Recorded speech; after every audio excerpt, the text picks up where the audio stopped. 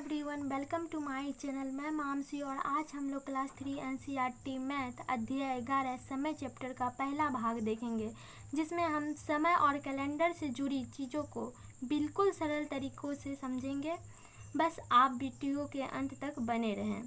तो सबसे पहले एक कहानी दी गई है जिसके माध्यम से हम समय को समझेंगे, उसके बाद कैलेंडर को समझेंगे।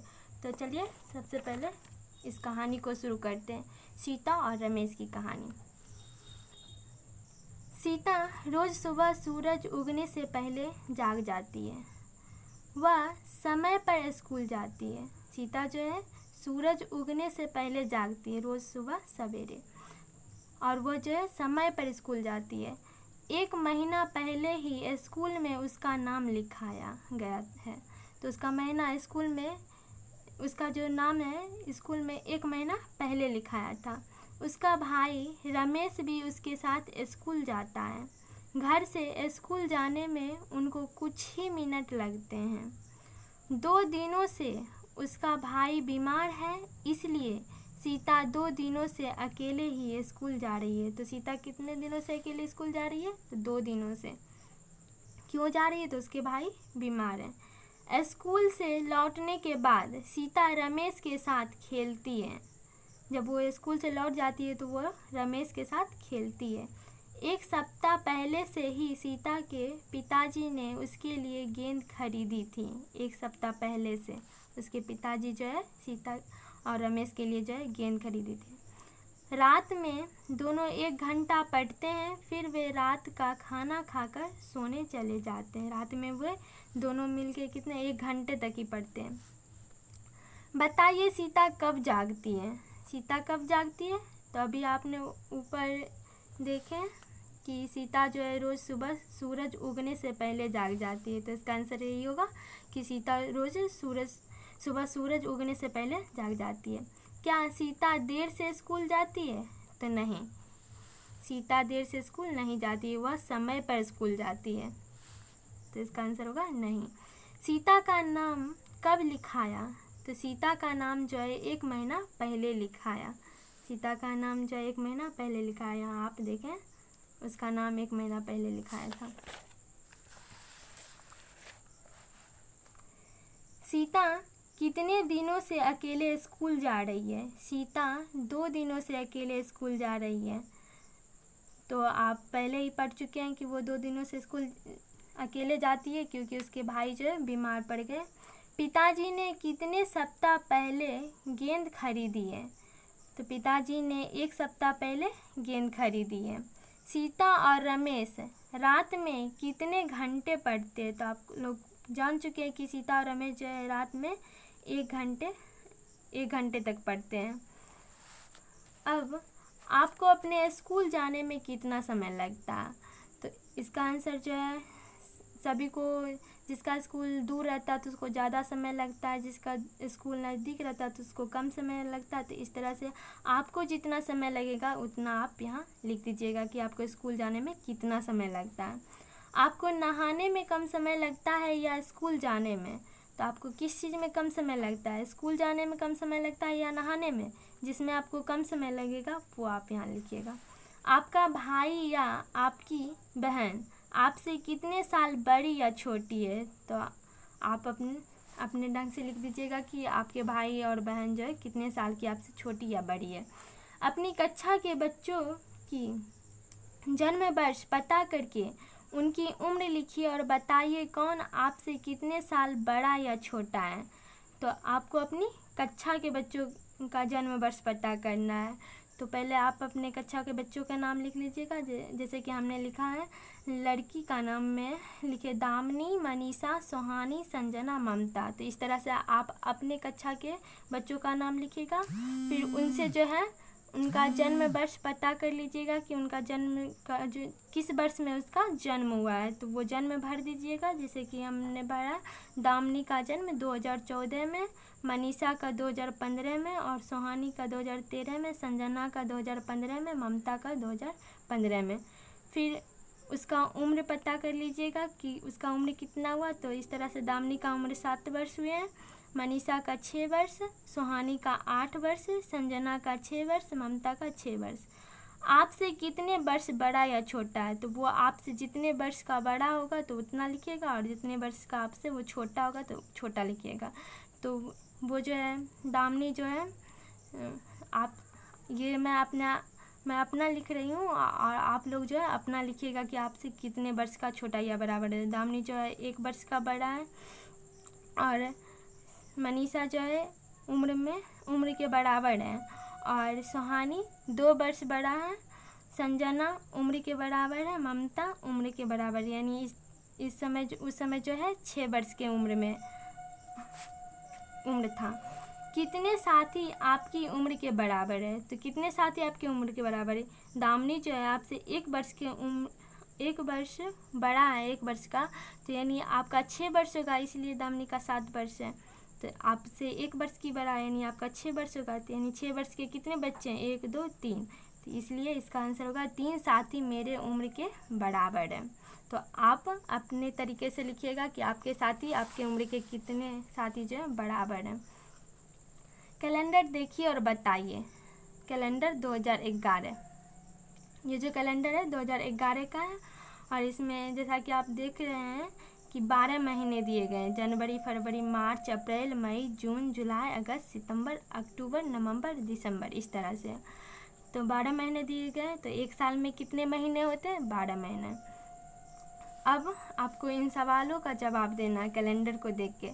कैलेंडर में कितने महीने हैं उसके नाम लिखिए। तो कैलेंडर में अभी आपने जाना कि 12 महीने हैं, तो कैलेंडर में 12 महीने हैं, तो उसके नाम लिखने हैं। तो नाम क्या है, जनवरी, फरवरी, मार्च, अप्रैल, मई, जून, इस तरह से 12 महीनों का नाम लिखना है। तो यहाँ पे लिख दीजिएगा जनवरी, फरवरी, मार्च, अप्रैल, मई, जून, जुलाई, अगस्त, सितंबर, अक्टूबर, नवंबर, दिसंबर। नंबर 2, किन किन महीनों में 31 दिन हैं, नाम लिखिए। तो आपको ये जो है कैलेंडर 2011 का, इसमें देखना कि किन किन महीनों में 31 दिन आता है। जनवरी में आता है 31 दिन, फिर मार्च में आता है 31 दिन, उसके बाद मई में आता है, उसके बाद जून में नहीं आता, जुलाई में आता है 31 दिन, यहाँ देख सकते हैं। उसके बाद अगस्त में 31 दिन आते हैं, दिसंबर में भी 31 दिन आते हैं, और इस तरह से अब नहीं आते। तो 31 दिन जिसमें आएंगे उस महीने का नाम यहाँ पे लिखना। तो जनवरी, मार्च, मई, जुलाई, अगस्त, अक्टूबर, दिसंबर, कैलेंडर से देख सकते हैं आप कि किस किस महीने में 31 दिन आते हैं। अब सबसे कम दिनों वाला महीना कौन सा है, तो इसमें आपको देखना है कि सबसे कम दिनों वाला महीना जो है कौन सा है। तो सबसे कम दिन वाला महीना जो है फरवरी में है 28, बाकी जो है सब में 30 होते हैं, 31 हैं, इस तरह से हैं, और बस इसी में जो है फरवरी का महीना जो है उसी में 28 है। तो इसलिए इसका आंसर होगा फरवरी। सबसे कम दिनों वाला महीना कौन सा है, फरवरी।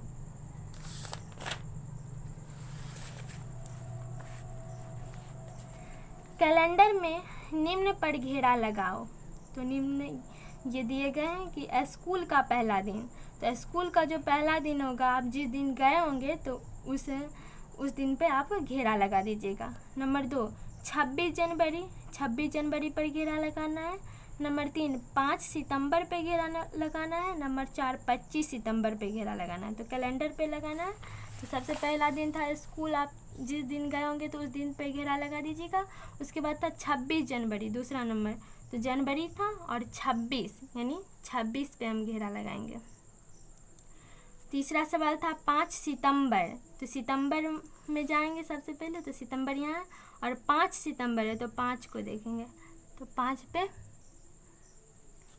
इस तरह से 5 सितंबर पे, तो 5 सितंबर यहाँ है तो इसमें हम घेरा लगाएंगे।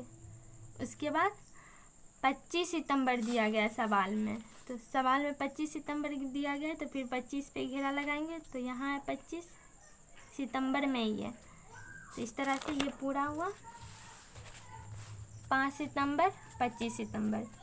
किस महीने में आपको अधिक छुट्टियां होती है, किन महीनों में आपकी परीक्षाएं होती है, आप विद्यालय में प्रवेश किस महीने में लेते हैं। तो ये 3 सवाल का जवाब जो है आपको कमेंट में देना है। तो आप लोग आसानी से दे सकते हैं कि आपका जो है परीक्षा किस महीने में होता है, आपको किस महीने में अधिक छुट्टियां मिलती है और आप विद्यालय में प्रवेश किस महीने में लेते हैं। नंबर 8, निम्न तालिका को पूरा करिए। इसमें वर्ष के महीने की क्रम संख्या दी गई है, दूसरा महीना, छठा महीना, तीसरा महीना, 9वां महीना और 11वां महीना। महीनों का नाम, इसमें जो है महीनों का नाम लिखना है। तो दूसरा महीना में कौन सा होता है, तो फरवरी होता है, जनवरी के बाद फरवरी दूसरा महीना। छठा महीना कौन होता है, तो जून का होता है छठा महीना। तीसरा महीना कौन होता है, तो मार्च का होता है। और 9वां महीना कौन होता है, सितंबर का। 11वां महीना नवंबर। तो इस तरह से लिख दिए। अब दिनों की संख्या बताना है। तो फरवरी में कितने दिन होते हैं, तो 28 दिन, अभी आपने कैलेंडर में देखे। जून में 30 दिन होते हैं, मार्च में 31 दिन होते हैं, सितंबर में 30 दिन होते हैं, नवंबर में 30 दिन होते हैं। नंबर 9, नीचे दी गई तारीखों का वार पता करके लिखिए। तो इसका वार पता करना है। तो वार कैसे पता, वार क्या होता है, तो वही सोमवार जिसमें वार लगा होता है, मंगलवार, बुधवार, बृहस्पतिवार, शुक्रवार, शनिवार, रविवार, इस तरह से। तो 15 अगस्त किस में है, सोमवार को है। तो इधर आप देख सकते हैं।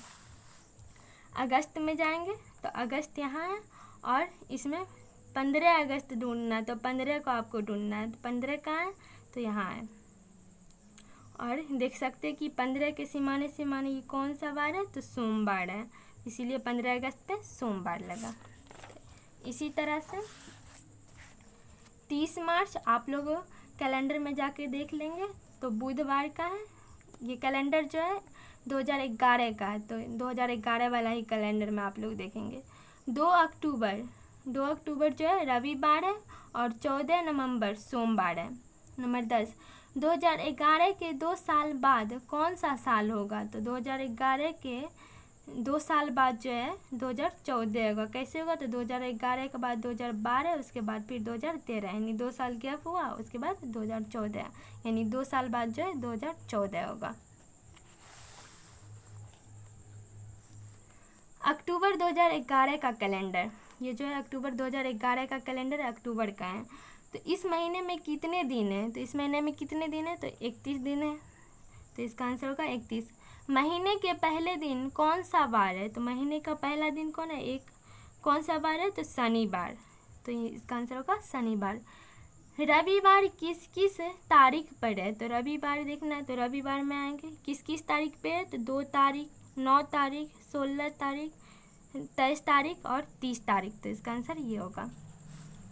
क्या इस महीने में कोई त्यौहार भी आता है, तो आता है दशहरा का त्यौहार, जिसमें आप लोग मेला घूमने जाते होंगे, दुर्गा पूजा का। तो इसमें दशहरा लिख देंगे। अक्टूबर माह के निम्न दिनों की तारीख लिखिए। तो नंबर 1 है पहला शुक्रवार, पहला और शुक्रवार। तो शुक्रवार देखेंगे तो शुक्रवार यहाँ है और पहला दिन 7 तारीख है। तो 7 तारीख 10वां महीना 2011 इसलिए लिखे क्योंकि ये जो है कैलेंडर 2011 का है। दूसरा है अंतिम मंगलवार में जाएंगे और अंतिम देखेंगे तो अंतिम दिन देखिए 25 तारीख को मंगलवार होता है। तो अंतिम मंगलवार कौन होगा, 25। तो 25 तारीख 10वां महीना 2011। तीसरा सवाल, तीसरा गुरुवार में जाएंगे तो गुरुवार यहाँ है और तीसरा है तो 1, 2, 3 यानी तीसरा ये यानी 20 तारीख। तो 20 तारीख 10वां महीना 2011। चौथा सवाल है दूसरा बुधवार। तो दूसरा बुधवार, पहले बुधवार में जाएंगे उसके बाद दूसरा यानी पहला और दूसरा। तो 12 तारीख है, 12 तारीख 10वां महीना 2011। आपका या आपके किसी दोस्त या परिवार के सदस्य का इस महीने में जन्मदिन आता है, किस तारीख को? तो अगर आपका जन्मदिन या आपके किसी दोस्त या परिवार में कोई सदस्य हो, किसी का भी जन्म अगर इस महीने में आता है तो किस तारीख को आता है, तो वो आपको लिखना है। अगर आता है तो लिख दें और नहीं आता है तो नहीं लिख दें। 30 तारीख 10वां महीना 2011 के बाद कौन सी तारीख है? तो 30 तारीख 10वां महीना 2011 के बाद जो है 31 तारीख 10वां महीना 2011 है। जैसा कि आप यहाँ देख सकते हैं 30 के बाद 31। महीने का अंतिम दिन कौन सा है? तो महीने का अंतिम दिन 31वां है, जो कि कौन सा दिन है? सोमवार का दिन है। तो इसीलिए इसका आंसर होगा सोमवार। अब आप लोग देखेंगे मुट्ठी का कमाल। तो इस तरह से आप देख सकते हैं यहाँ पे जो है मुट्ठी पे इस तरह से मुट्ठी बंधे हुए हैं, और इसमें जो है उभरी हड्डियों पर, जो ये उभरी हुई हड्डी है, ये उभरी हुई हड्डियों पर के महीने जो है 31 दिन, और ये गड्ढे वाले, ये जो गड्ढे दिख रहे हैं, गड्ढे वाले 30 दिन के होते हैं। उभरी हुई हड्डी 31 दिन के, और ये जो है 30 दिन के होते हैं। ये जो गड्ढे होते हैं 30 दिन के लिए होते हैं। परंतु फरवरी का महीना जो है 28 दिन और हर 4 साल पर 29 दिन का होता है। जो फरवरी का महीना होता है वो 28 दिन का होता है। सब पे ये जो है ये जो मुट्ठी का कमाल है सब पे सूट कर जाएगा, पर फरवरी पे नहीं, क्योंकि फरवरी में जो है 28 या 29 दिन होते हैं। आप लोग ऐसे सोच सकते हैं कि जब जनवरी में 31 ये जो उभरी हुई हड्डी है तो इस पे जो 31 होगा तो इसमें 30 होगा, यानी फरवरी, तो फरवरी का महीना में 30 होगा। लेकिन ऐसा नहीं होगा। फरवरी एक ही महीना है जो फरवरी, जिसमें ये रूल जो है काम नहीं होता है। तो इसमें जो है 28 दिन या 29 दिन होते हैं। तो 29 दिन कब होते हैं? हर 4 साल पे 29 दिन होते हैं। तो इस तरह से आज जो है आज की क्लास यहीं पे समाप्त करते हैं। अगले वीडियो में हम लोग इसका नेक्स्ट पार्ट देखेंगे। यदि वीडियो अच्छी लगी तो लाइक करें और सब्सक्राइब करना ना भूलें।